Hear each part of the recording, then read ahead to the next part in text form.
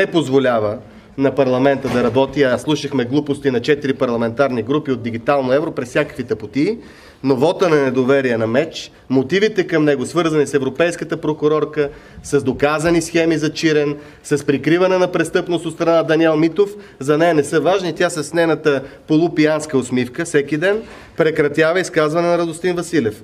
Това исках да ви кажа, затова беше прекъснато заседанието за 15 или 20 минути. Какво ще направите, за да спрете заседанието и да отиде гласуването на Разпети петък? Ще пусна черния котарак, който го излъчват в момента в кината. Други въпроси? Господин Василев, каква е конфигурацията и каква е жизнеността на това коалиционно мнозинство?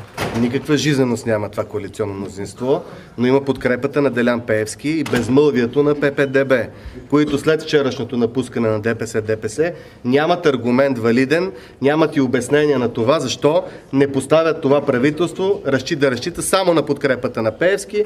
Сега няма и да се изказват, тихата стъпка ходи нагоре-надолу. Много е страшно положението. Позор за ППДБ, ако не се включат в дебатите и не оставят Пеевски да бъде коалиционен партньор на ИТ, на ГЕРБ и на БСП.